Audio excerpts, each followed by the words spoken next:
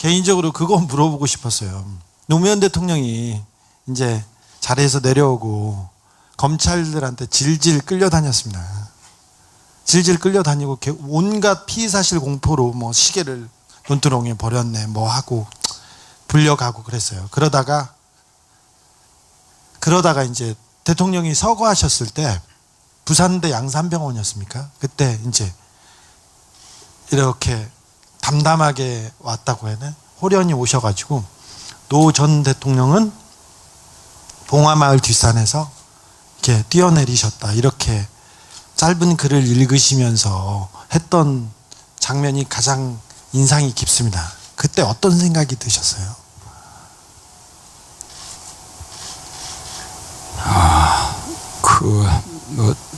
절대로 담담하지 않았고요. 담담할 수가 없었죠.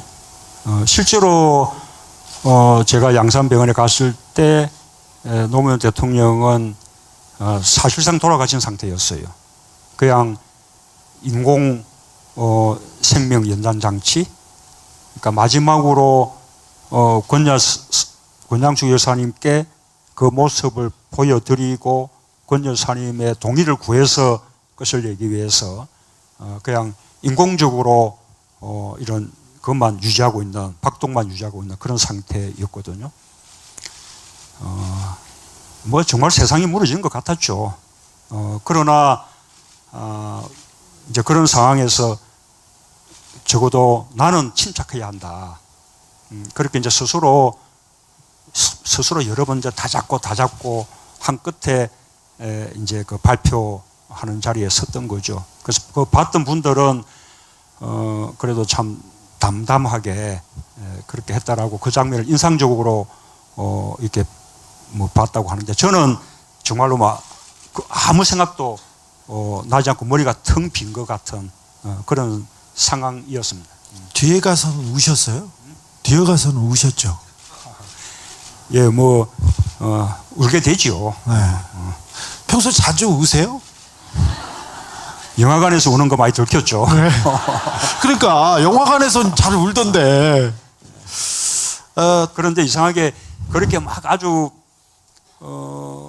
무슨 큰 상황보다요, 그 뒤에 아주 사소한 일로 그분을 생각하게 될 때, 이럴 때 막 눈물이 나는 거예요. 장면 두 번째, 특별히 노 대통령 이제 연결식 때 이명박 대통령이 헌화하는 과정이었어요. 백원우 의원이 갑자기 튀어나와서 당신 때문에 그랬다면서 소리를 지르면서 이렇게 뛰쳐나와서 고함을 질렀습니다. 그러자 소동 후에 대표님께서 이명박 대통령한테 가서 고개를 숙였죠. 그때는 어떤 심정이셨어요? 예, 저도 그때 뭐 마음은 우리 백원우 의원과 똑같은 마음이죠. 그렇게 외치는 백원우 의원을 정말 껴안아주고 싶은 그런 심정이었는데, 그래도 우리가 상주잖아요. 우리가 상주로 장례식을 치르고 이명박 대통령은 맞으면 거기에 문상차 온 분이니까, 또 우리가 또 그에 대한 예의는 또 다 하는 것이 맞다고 그렇게 생각을 했죠. 네. 그 당시 고함을 질렀던 백원우 의원은 장례식 방해 혐의로 기소되어서 재판받았어요. 꼼꼼한 놈들입니다. 그 재판에 제가 정인 나갔고요. 아, 진짜요? 그래서 무죄 선고받았습니다. 일단 가면 무죄 나오네요. 저기 안도현 시인이 재판에도 방청 가셨죠. 안도현 시인 얼마 전에 대법원에서 무죄 판결 확정됐습니다. 저기 오늘 오신 저기 네. 청중들한테도 방청객들한테 질문 몇 개 받아보겠습니다. 네. 질문 있으시면. 재판 얘기 나오면 눈이 초롱초롱해집니다. 여기 지금 시간이 어떻게 됐어요? 1시간 반 정도 지났어요. 네. 네, 두 아이의 엄마인 서울에서 온 지지자인데요. 문재인 전 대표님께서는 누구보다도 많은 지지자를 보유하고 계시지만 또 그만큼 언론이 만들어 놓은 프레임이나 이런 것들 때문에 부정적인 견해를 가지고 있는 사람들도 많이 있습니다. 이제 대선 레이스가 시작이 되면은 물론 지금 있는 지지자들을 결집해내는 것도 중요하지만 상대방의 표를 가지고 오는 것도 중요하다라고 생각을 하거든요.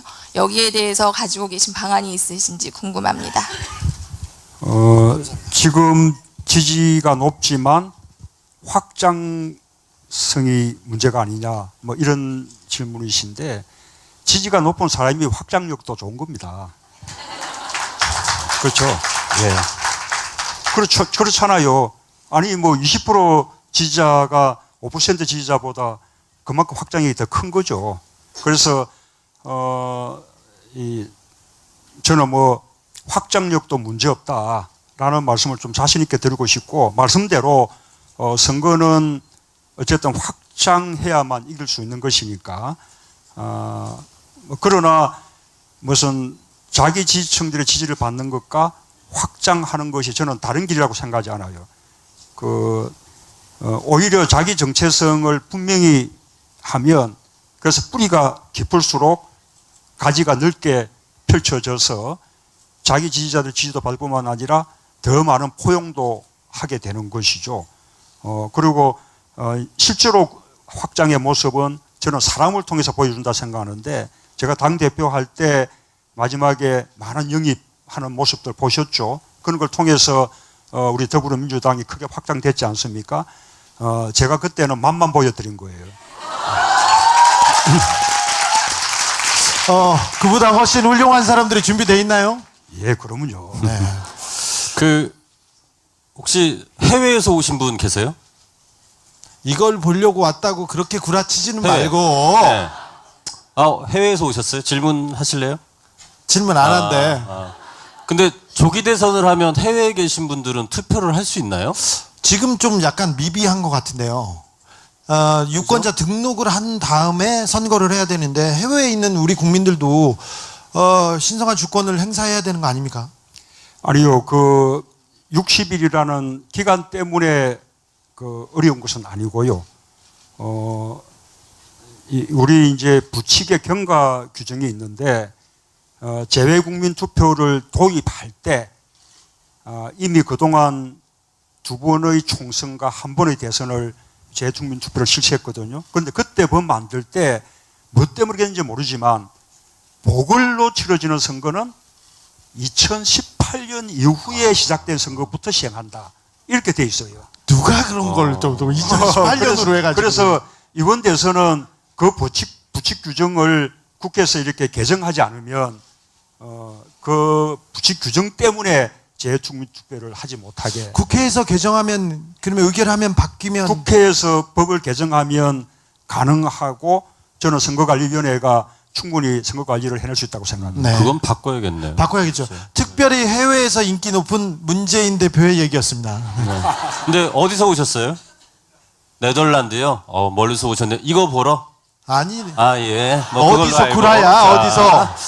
혹시 여기 중간원에서 질문하실 분 앞에 있잖아. 거기 두 분 일어나서 가위바위보 하실래요? 어떻게? 계속 제가 저쪽으로 넘어가야 되나?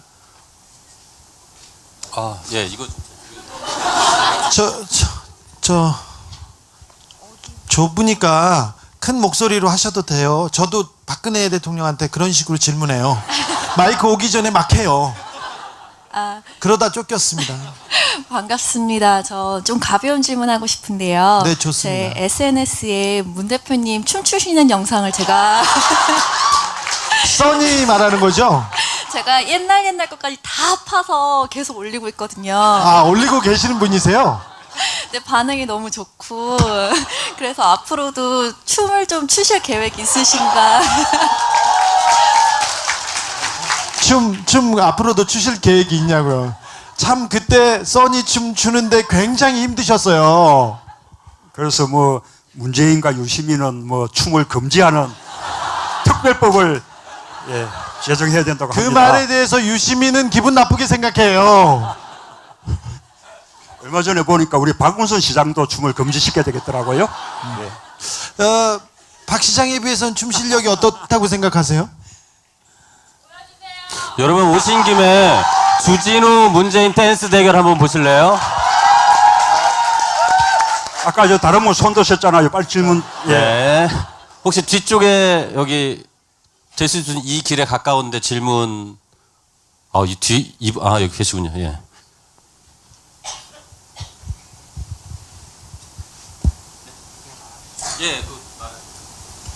예, 안녕하세요. 저는 대학생 김형준이라고 합니다. 대학생 맞으세요? 그렇게 됐습니다. 네. 안보 문제에 대해서 질문드리고 싶은데요. 제 주변에는 되게 보수적인 사람이 많습니다. 그러니까 경제나 정치적으로는 굉장히 이제 진보적인데 안보는 이제 솔직히 말하면 불안해서 못 짓겠다 이런 친구들이 가끔씩 있어요. 가끔이 아니라 사실 꽤 많습니다. 그런데 대통령이라고 하시면 이제 지지자들만이 아니라 대통령이 되시면 이제 국민 전체를 안심시키고 포용하셔야 되잖아요. 왜 문재인이 안보에 준비된 대통령인지 얘기해 주실 수 있으십니까? 기다리고 있었어. 우선은 경제는 새누리당 쪽이 더 유능할 것 같은, 그죠? 그것은 이제는 거짓말이라는 게 드러났죠. 네. 약물에는 그쪽이 조금 유능할 것 같습니다. 그 다음에 여전히 그래도 안보는 새누리당이지 그렇게 생각하는 분들이 계실 텐데요. 이렇게 말씀을 한번 드려보세요. 우리가 김대중 노무현 시절의 안보와 이명박 박근혜 정부의 안보 한 번만 비교를 해보십시다. 김대중 노무현 정부 시절의 남북관계 어땠습니까? 평화로웠죠? 평화롭지 않았습니까? 안보 걱정했습니까? 안 했죠. 노무현 정부 때 와서는 드디어 이제 남북 간의 통일은 언제 될지 몰라도 전쟁만큼은 없겠구나. 그렇게 생각했죠. 안보 잘한 거 아닙니까? 그게 안보 잘한 거죠. 지금 이명박 박근혜 정부 와서는 어떻습니까? 남북 관계 불안하죠. 전쟁 나지 않을까? 그런 걱정들 하게 된 거 아닙니까? 이명박 박근혜 정부는 정말로 안보 무능하고 그 다음에 무책임하고 실패한 거예요. 지금 참여정부 시절에 핵실험이 처음 시작됐는데 지금까지 북한의 핵 능력이 수십 배로 고도화됐습니다. 지금은 거의 핵이 무기화되는 단계에 이르렀죠. 그렇게 핵이 고도화되는 동안에 이명박 박근혜 정부가 한 일이 무엇입니까? 한 일이 무엇입니까? 북한 핵을 억제했습니까? 하다못해 지연시키기라도 했습니까? 뭘 했습니까? 그저 북한에 대해서 욕만 했죠. 비난만 했죠. 실제로 안보 무능한 거. 애국심은 좀 더 있을 것 같아? 그게 맞습니까? 군대 안 가는 사람들이잖아요. 무슨 애국심입니까? 국가에 대한 공공성? 이런 거, 그죠? 지금 이명박 박근혜 정부가 보여준 것이 아예 공공성 없잖아요. 그냥 국가 권력을 사유물처럼 생각하고. 방산비리, 이명박 박근혜 정부의 특기 아닙니까? 그죠? 안보, 정말로 새누리당은 위험하다. 이 사람들은 정말 가짜 안보 세력이다. 이들에게 국가의 안보를 맡기면 이제 더 이상 안 된다. 라고 아까 걱정하시는 분들에게 자신 있게 말씀해 주세요. 안보는 특전사 놓은 문재인에게 맡겨야 돼. 그렇게 말씀해 주십시오. 한 두 분 정도 더 이쪽 여자분 아까 손 드셨죠? 그리고 여기 하고 앞쪽에서 한 분 받을까요? 안녕하세요. 반갑습니다. 전 앉아서. 저 궁금한 게 있는데요. 많은 새로운 인물들을 영입을 하셨잖아요. 그러면서 이제 말씀하시기를, 일생이 온다라고 말씀을 하셨어요. 그러니까 이제 이 사람을 영입을 하면서 어느 부분에서 이렇게 정치를 권유하신 거잖아요. 너의 일생에 있어서 정치를 한번 해봐라라고 말씀을 하신 건데 어떤 부분이 그렇게 그 사람한테 이 정도로 권장할 만한 건지 그리고 그분들을 영입하게 된 계기가 어떻게 되는지 좀 궁금합니다. 우선은 절박함이라고 생각합니다. 지난번 그 영입할 때 그 했던 분들 지금 우리 당을 정말 아주 튼튼하게 만들어 주고 있고 지금 국회에서도 아주 활약들이 대단하죠. 정치에 새로운 희망을 주고 있는데 근데 그분들이 아주 정치하고는 전혀 거리가 먼 분들이었거든요. 무슨 민주화운동 출신이라든지 시민운동 출신도 아니고 그냥 자기 영역에서 열심히 노력해서 그냥 성취를 거둔 분들이었는데 근데 이분들을 제가 영입할 수 있었던 것은 그분들도 다 절박한 거예요.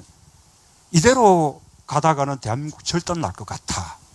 그러니까 이제 뭔가 바꿔야 돼. 그래, 내가 참여해서 뭔가 도움이 된다면 나도 힘을 보태겠다. 이런 마음들요. 그게 이번 박근혜 게이트가 생기기 전인데도 그때 이미 그렇게 절박하게 생각들 한 거죠. 제가 얼마 전에 정책공간 국민성장 이러한 우리 싱크탱크가 출범했는데 박근혜 게이트 시작되기 전입니다. 저는 정책이나 비전에 대해서 준비된 면모를 빨리빨리 좀 보여드리고 싶어서 조금은 이제 이르게 시작을 했는데 그때도 제가 놀랬던 것이 제가 그분들을 다 이렇게 모은 것은 아니고 학교 교수들이 스스로 이렇게 주체가 돼서 이렇게 모인 건데 보통 왜 이제 교수들에게 정책 자문을 구하면 언제든지 흔쾌하게 응해줍니다. 그러나 정치적인 무슨 단체에 이름을 걸고 참여하라 그러면 그 잘 안 하잖아요. 다 그렇게 하는 것은 다 싫어하거든요. 그런데 그 출범한 날까지 무려 600명 되는 교수들이 참여를 해 주셨어요. 지금은 한 800명 정도로 늘어났는데요. 그러니까 대학 사회가 그만큼 더 절박한 겁니다. 정말로 세상 바꾸기 위해서 내가 이름 걸어서 참여하는 게 도움된다면 그래 내 이름 걸어서 참여하마 이런 마음들. 아마 그것은 뭐 그런 그때 영입했던 분들이나 대학 교수뿐만 아니라 우리 일반 국민들 마찬가지지 않습니까? 이제는 바뀌지 않으면 안 되겠다. 이번에 박근혜 게이트를 겪으면서 더 이제 그런 부분들이 절실해졌죠. 이런 이제 간절한 마음들, 절박한 그런 세상을 바꾸고 싶은 염원들이 아까 그 영입을 가능하게 했고 제가 아까 좀 자신 있게 말씀드렸죠. 더 많은 영입이 있을 것이다라고 말씀드렸는데 이제 그것이 그런 것을 가능하게 해준다고 생각하고요. 그리고 그 힘이 결국은 정권을 교체하고 세상을 바꿔낼 것입니다.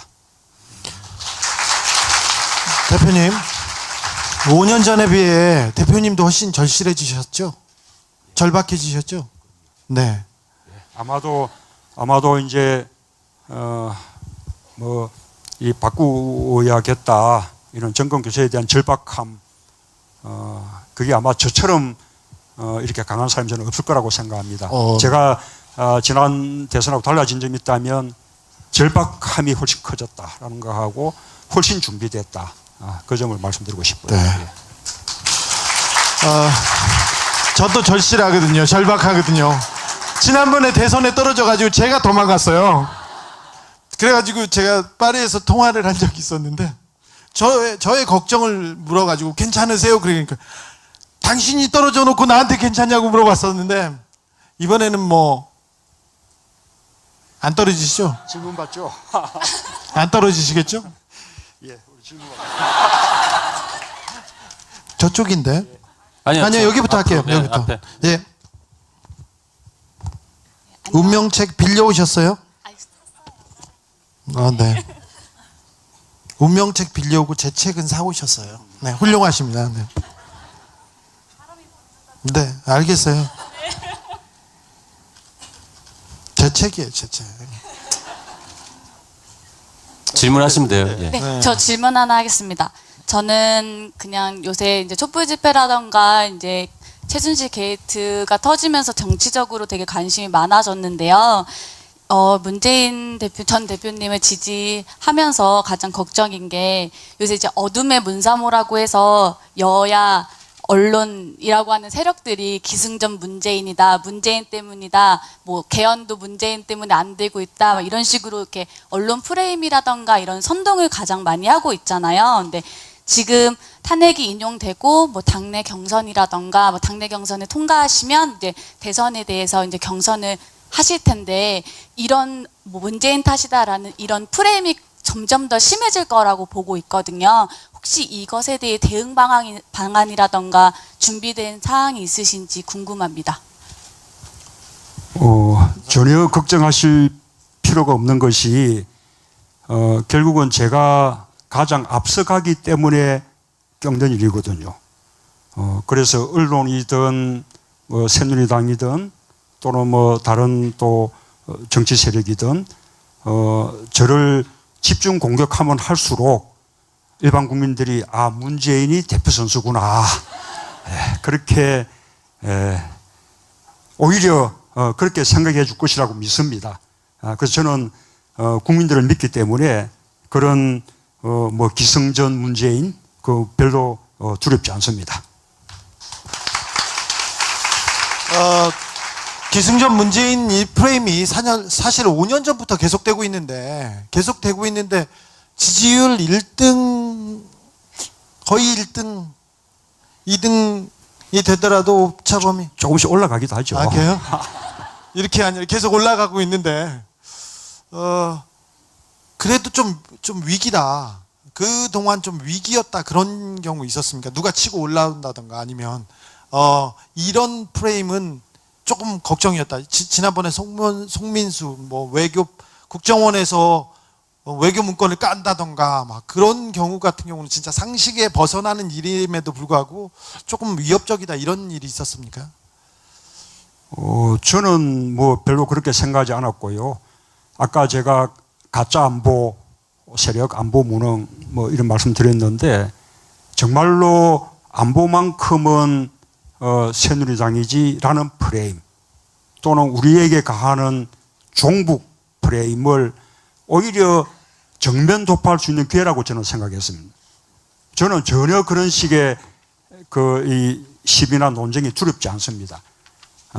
오히려 과거에 우리 쪽 사람들이 안보 프레임은 역시 저쪽에게 유리한 것이라고 생각해서 안보 논쟁에 대해서 우리가 소극적으로 오히려 회피해 왔던 것이 오히려 안보 프레임을 강화시켜 줬다고 생각합니다. 저는 안보에 관한 부분에 대해서는 앞으로 끝까지 이렇게 정면 대응해서 정말로 누가 안보에 유능하고 누가 안보에 무능한지 누가 진짜 안보 세력이고 누가 가짜 안보 세력인지 오히려 국민들이 제대로 판단할 수 있게끔 그렇게 이렇게 할 겁니다. 실제로 다 자부심 가지세요. 실제로 우리가 훨씬 안보 유능하고 우리가 훨씬 애국적이고 그 다음에 우리가 훨씬 오히려 건강한 보수고 보수의 가치를 다 허물고 짓밟고 하는 사람들이 바로 저 사람들이에요. 자신 가지시고 안보 문제도 이제는 당당히 지자 그런 말씀을 드리고 싶습니다. 대표님 이제 올라오시고요. 올라오셔서 하실까요? 그냥 조명 시간을- 이렇게 가고 할까요? 조명 이렇게 하는 게 낫겠죠? 네. 시간이 지금 문 대표님께서 자랑질에 시간을 너무 많이 쓰는 관계로 시간이 거의 다 갔어요. 거의 끝날 시간이 됐습니다. 그래서 저희가 준비한 질문이 많은데 그래서 간단하게 이제 몇 가지만 물어보겠습니다. 짧게 대답해 주세요. 자, 반기문 유엔 사무총장이 곧 1월에면 귀국을 하는데 네. 참여정부에서 뭐 반기문 유엔 사무총장이 참여정부 사람이었잖아요. 유엔 사무총장을 만들어준 것도 참여정부였어요. 그렇죠. 노무현 대통령이었어요. 대선 주자로서 반기문 사무총장에 대해 어떻게 생각하십니까? 뭐 어쨌든 같이 이제 일했던 분이기 때문에 제가 뭐 다른 말씀 드리고 싶지는 않은데 어쨌든 저는 세상을 바꾸고 싶어하는 사람이고 아마 그분은 세상이 바뀌지 않기를 바라는 분이 아닐까 그렇게 생각합니다. 지난 총선 때 많은 훌륭한 인재들을, 숨은 인재들을 영입하셨습니다. 그 중에서도 그 숨은 인재 김종인 영입에 대해서는 어떻게 생각하십니까? 개헌론에 불주 피고 있는 김종인에 대해서는 어떻게 생각하십니까? 우리 조진희 기자가 이런 질문을 좋아하죠. 그런데 저는 그 시기에 저는 최선의 선택을 했다고 생각합니다. 우리 당이 아주 어려운 시기였기 때문에 우리 당을 이렇게 지켜내는데도 큰 도움이 됐고요. 또 우리가 국민들로부터 이렇게 좀 지지받고 선택받으려면 아까도 이야기가 나왔지만 우리가 경제에도 더 유능하고 안보에도 더 유능하고 하는 점을 국민들로부터 인정받아야 되거든요. 그래서 우리가 경제에 더 유능한 정당이다라고 인정받는데도 큰 도움이 됐고 어쨌든 또 결과적으로 지난번 총선 성적도 좋지 않았습니까? 그래서 저는 뭐 그분 영입은 그때는 아주 잘했었다고 생각하고 다만 이제 끝까지 그렇게 함께 가면서 또 다음 대선에도 서로 힘을 모으면 이제 이를 저는 이제 바라는데 근래에 이제 말씀하시는 거 보면 조금 우리 당의 입장하고는 조금 다른 생각들을 말씀들 하셔서 그분이 대통령 되고 싶으신 것 같아요. 조금 이제 걱정을 좀 하고 있는 상황이다. 뭐 그런 정도 말씀드리겠습니다. 그분은 대통령 되고 싶어 한답니다. 대표님, 안철수 원장이 대표님 싫어해요. 요건 어떻게 해야 되죠? 난관이네. 뭐 저는 이제 가장 중요한 게 아까 제 지지도 이야기도 나왔는데 제 지지도보다 더 중요한 것은 우선 우리 당의 지지도, 그 다음에 우리 당 대선 주자 전체의 지지도 합계가 갈수록 높아지고 있다는 거죠. 아주 국민들이 정권 교체의 어떤 이제 주역을 더불어민주당 그리고 더불어민주당의 후보라고 지금 이제 거의 그렇게 공감들 하고 계시다는 것이 그렇게 증명이 되는 것이라고 생각합니다. 그래서 우리 야권 뭐 전체가 정권 교체를 위해서 힘을 함께 모으면 가장 바람직하겠지만 그것이 안 되더라도 우리 당의 힘으로도 정권 교체가 될 수 있게끔 우리가 스스로 강해지는 것, 이것이 먼저 우리가 이렇게 노력해야 될 방향이라고 생각하고 지금 우리 당이 착실하게 그렇게 촛불 민심과 함께 하면서 그렇게 잘해 나가고 있다고 생각합니다. 저는 우리 당 그 대선 주자들이 좀 자랑스럽습니다. 왜 그런가 하면 다들 어떤 구정치, 과거 정치, 이 낡은 정치하고는 다 거리가 있는 분들이잖아요. 다들 새로운 정치를 하고자 하는 분들이거든요. 그래서 이 후보들 간의 경선을 하게 된다는 사실만 해도 저는 우리 정치가 또 우리 당이 크게 발전한 그런 모습을 보여주는 것이라고 저는 생각합니다. 그리고 아시다시피 다들 그런 동지적인 그런 관계들을 가지고 있기 때문에 경쟁을 치열하게 하더라도 그러나 서로 감정이 상하지 않는, 그래서 끝에는 서로 함께 힘을 모을 수 있는 그런 협력적인 경쟁을 해낼 수 있을 것이라고 생각하고요.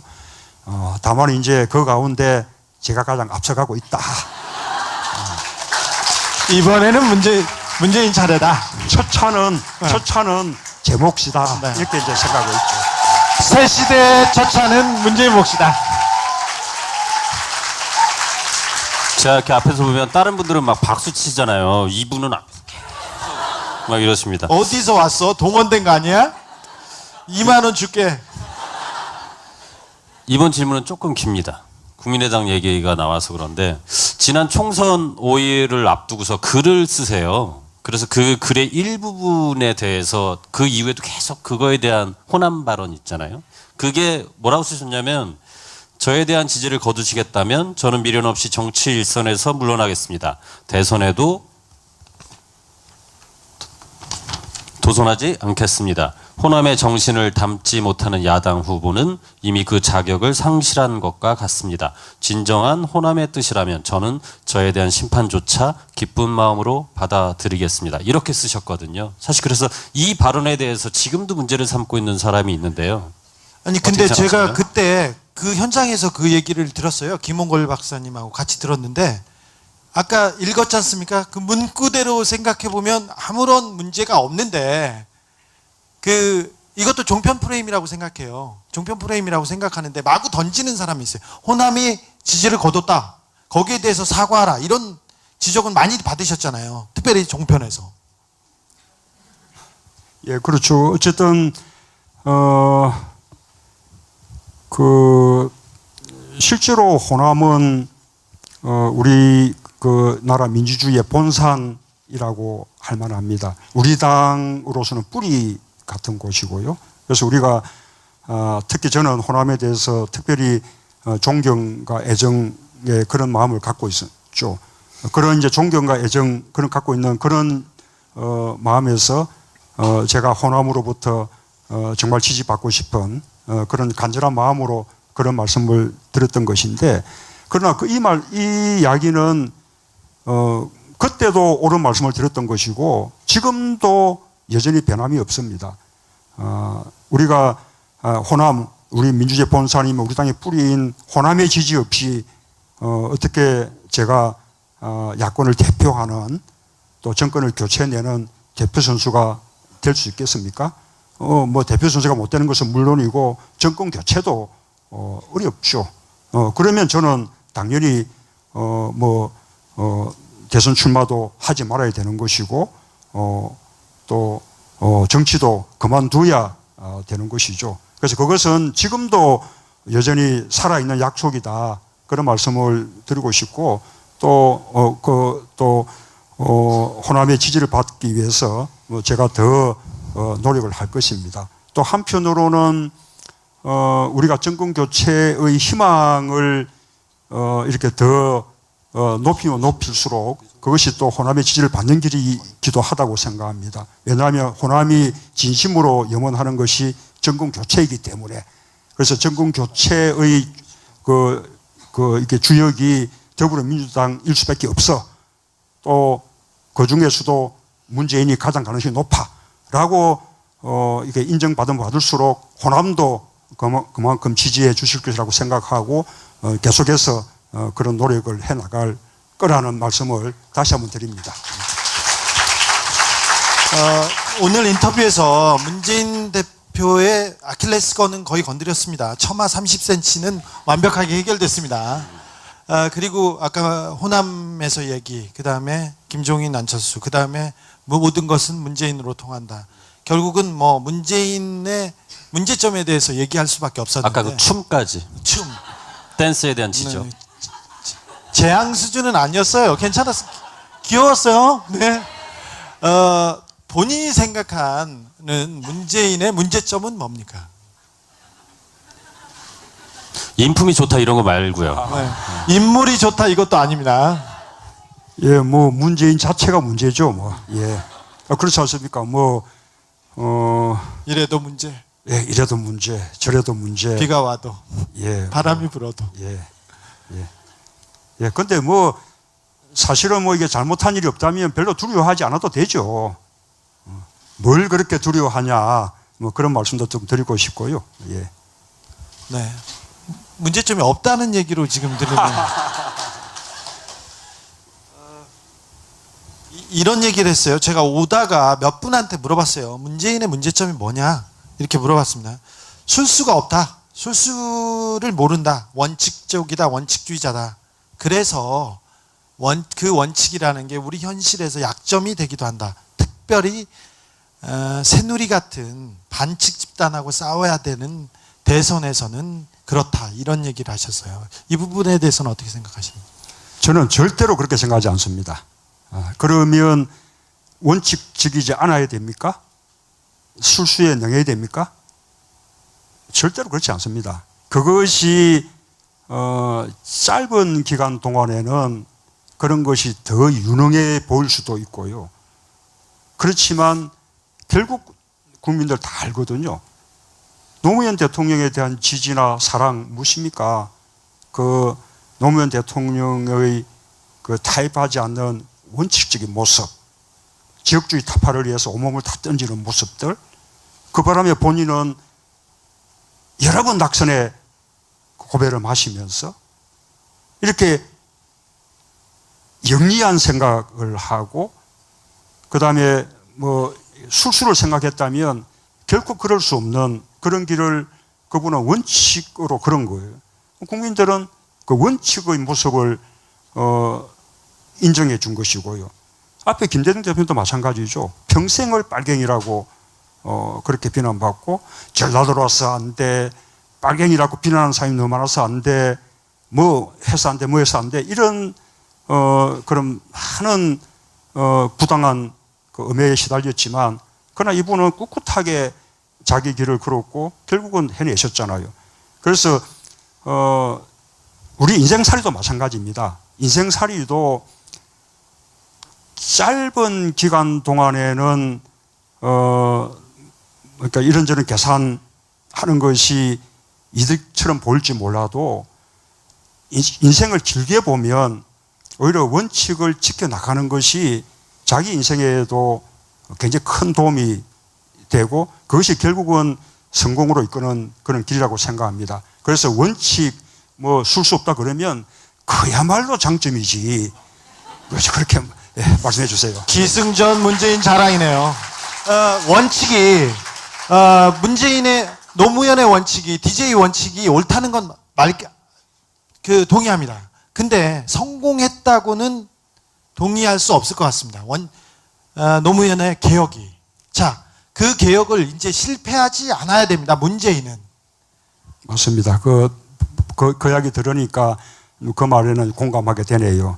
사실은 과거에 원칙적인 그 길을 걷고 정의로운 길을 걸었던 분들이 우리 성공하지 못한 분들은 많죠. 예를 들면 김구 선생님, 또 노무현 대통령도 그렇죠. 뭐 이렇게 불행한 최후를 맞았고요. 그런데 결국 역사에서는 평가하지 않습니까? 역사에서는 평가하거든요. 저는 역사에서뿐만 아니라 현실에서도 평가받고 성공하고 싶습니다. 그 말을 듣고 싶었어요. 네. 현실에서도 현재에서도 성공하는 문재인이었으면 합니다. 아까 그 얘기는 저 유시민 작가가 한 얘기였습니다. 두 번째 다른 평가입니다. 쓸 수가 없다 그 얘기를요. 자, 답답하다. 문재인 답답하다. 국민은 속 터져 죽겠는데 혼자만 선비다. 그래, 사람 좋은 거 안다. 근데 깡패 같은 정부한테 대거리하고 싸워줄 사람이 필요한데 너무 점잖다. 이 부분은 어떻게 생각하세요? 그건 누가 한 얘기야? 공지영 작가 얘기입니다. 자, 문선비 얘기해 보시기를. 얘기해 보시죠. 아까 제가 말씀드렸죠. 네. 사람 좋으면 최고지. 네. 그죠? 예. 사람이 나쁘고 또 잘할 수는 없어요. 그죠? 자, 이거는 아까 질문했는데 또 겹칩니다. 이것도 겹치는데 중복된 질문인데 다시 한번 하겠습니다. 부패한 이 사회는 썩은 기득권을 완벽하게 청산하는 혁명 같은 개혁이 필요하다. 단호하고 일관되게, 때로는 처절하게 수술을 해야 되는데 그 수술을 문재인이 할 수 있겠느냐? 그 김재동이지. 가수 이승환 질문입니다. 그것이 이제 차차가 해야 될 역할이죠. 실제로 5년의 기간 동안 세상을 다 바꿔낸다는 것은 불가능합니다.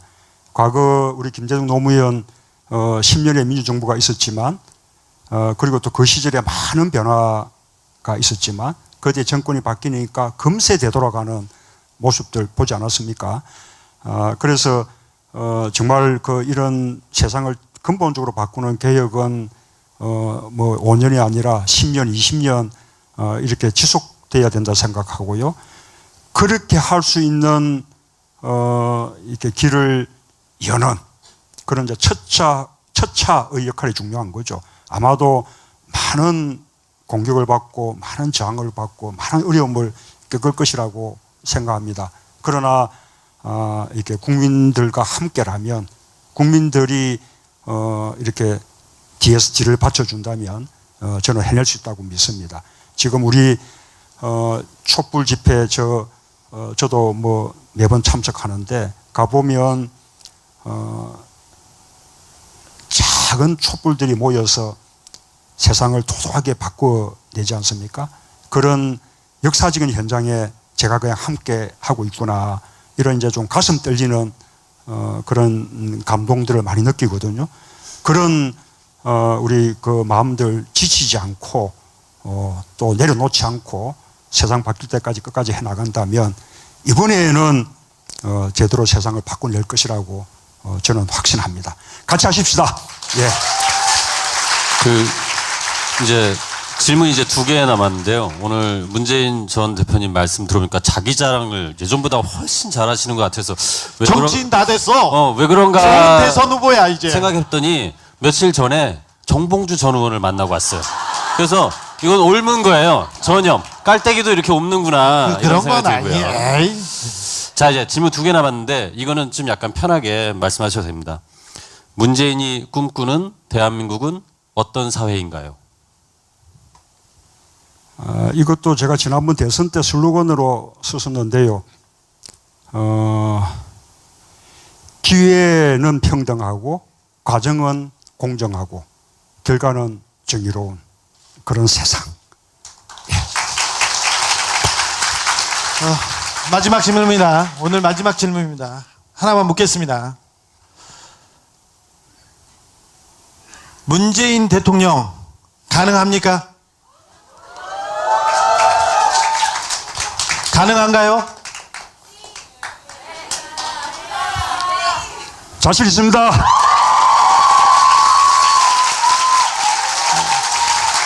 지금까지 시사인 인터뷰쇼 문재인 대표였습니다. 박수로 이 인터뷰 끝내겠습니다.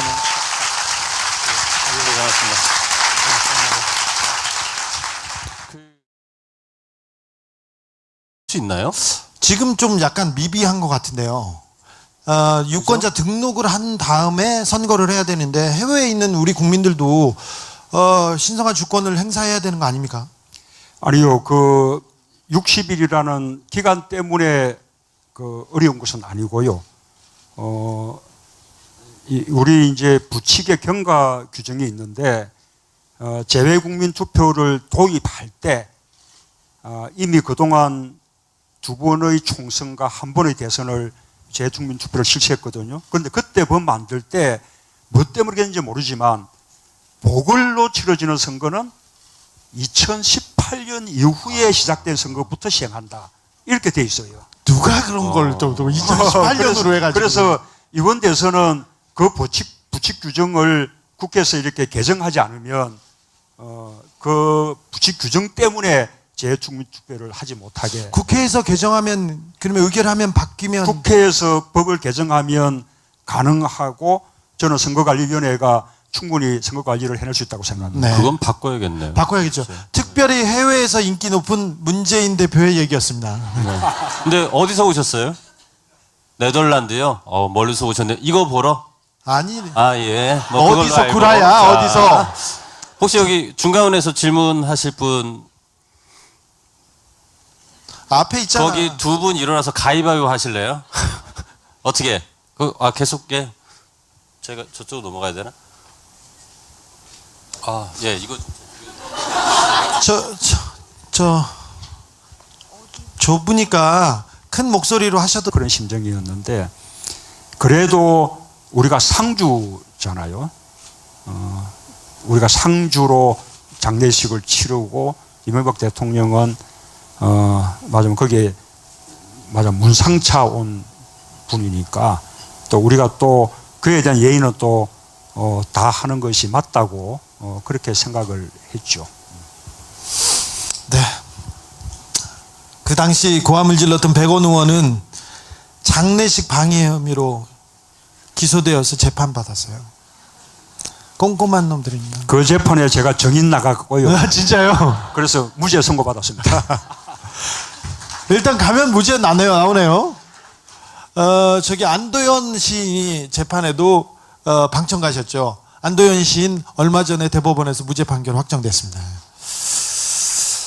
저기 오늘 오신 저기 네. 청중들한테도 방청객들한테 질문 몇 개 받아보겠습니다. 네. 질문 주진우가 있으시면. 재판 얘기 나오면 눈이 초롱초롱해집니다. 그 여기 지금 시간이 어떻게 됐어요? 1시간 반 정도 지났어요. 네. 네, 두 아이의 엄마인 서울에서 온 지지자인데요. 문재인 전 대표님께서는 누구보다도 많은 지지자를 보유하고 계시지만 또 그만큼 언론이 만들어 놓은 프레임이나 이런 것들 때문에 부정적인 견해를 가지고 있는 사람들도 많이 있습니다. 이제 대선 레이스가 시작이 되면은 물론 지금 있는 지지자들을 결집해내는 것도 중요하지만 상대방의 표를 가지고 오는 것도 중요하다라고 생각을 하거든요. 여기에 대해서 가지고 계신 방안이 있으신지 궁금합니다. 개인적으로 그거 물어보고 싶었어요. 노무현 대통령이 이제 자리에서 내려오고 검찰들한테 질질 끌려다녔습니다. 질질 끌려다니고 온갖 피의사실 공포로 뭐 시계를 눈두렁에 버렸네 뭐 하고 불려가고 그랬어요. 그러다가 이제 대통령이 서거하셨을 때 부산대 양산병원이었습니까? 그때 이제 이렇게 담담하게 왔다고 해야 되나? 호련히 오셔가지고 노 전 대통령은 봉화마을 뒷산에서 이렇게 뛰어내리셨다. 이렇게 짧은 글을 읽으시면서 했던 장면이 가장 인상이 깊습니다. 그때 어떤 생각이 드셨어요?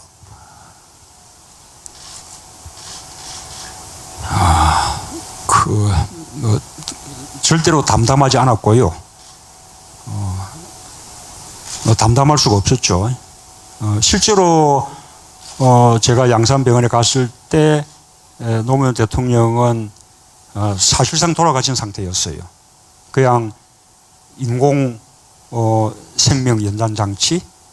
그러니까 마지막으로 권양숙 여사님께 그 모습을 보여드리고 권 여사님의 동의를 구해서 그것을 내기 위해서 그냥 인공적으로 이런 것만 유지하고 있는, 박동만 유지하고 있는 그런 상태였거든요.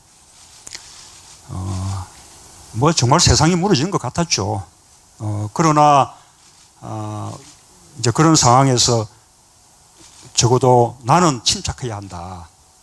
그렇게 이제 스스로 여러 번 이제 다 잡고 한 끝에 이제 그 발표하는 자리에 섰던 거죠. 그래서 그 봤던 분들은 그래도 참 담담하게 그렇게 했다라고 그 장면을 인상적으로 이렇게 뭐 봤다고 하는데 저는 정말로 막 아무 생각도 나지 않고 머리가 텅 빈 것 같은 그런 상황이었습니다.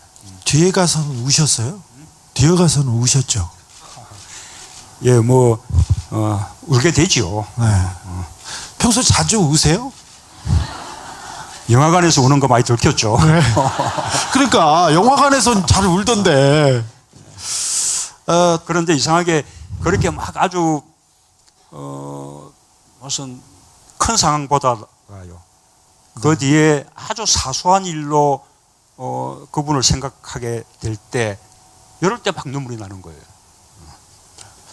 장면 두 번째, 특별히 노 대통령 이제 연결식 때 이명박 대통령이 헌화하는 과정이었어요. 백원 의원이 갑자기 튀어나와서 당신 때문에 그랬다면서 소리를 지르면서 이렇게 뛰쳐나와서 고함을 질렀습니다. 그러자 소동 후에 대표님께서 이명박 대통령한테 가서 고개를 숙였죠. 그때는 어떤 심정이셨어요? 예, 저도 그때 뭐 마음은 우리 백은우 의원과 똑같은 마음이죠. 그렇게 외치는 백은우 의원을 정말 껴안아주고 싶은 지금 지지가 높지만 확장성이 문제가 아니냐, 뭐 이런 질문이신데, 지지가 높은 사람이 확장력도 좋은 겁니다. 그렇죠. 예. 그렇잖아요. 아니, 뭐 20% 지지자가 5% 지지자보다 그만큼 확장력이 더 큰 거죠. 그래서, 저는 뭐 확장력도 문제 없다라는 말씀을 좀 자신있게 드리고 싶고, 말씀대로, 선거는 어쨌든 확장해야만 이길 수 있는 것이니까, 그러나 무슨 자기 지지층들의 지지를 받는 것과 확장하는 것이 저는 다른 길이라고 생각하지 않아요. 오히려 자기 정체성을 분명히 하면, 그래서 뿌리가 깊을수록 가지가 넓게 펼쳐져서 자기 지지자들 지지도 받을 뿐만 아니라 더 많은 포용도 하게 되는 것이죠. 그리고 실제로 확장의 모습은 저는 사람을 통해서 보여준다 생각하는데, 제가 당대표 할 때 마지막에 많은 영입하는 모습들 보셨죠. 그런 걸 통해서 우리 더불어민주당이 크게 확장됐지 않습니까? 제가 그때는 맛만 보여드린 거예요. 그보다 훨씬 훌륭한 사람들이 준비되어 있나요? 예, 그러면요. 네. 혹시 해외에서 오신 분 계세요? 이걸 보려고 왔다고 그렇게 구라치지는 해외. 말고 네. 해외에서 오셨어요? 질문하실래요? 질문 안 한대. 근데 조기 대선을 하면 해외에 계신 분들은 투표를 할 수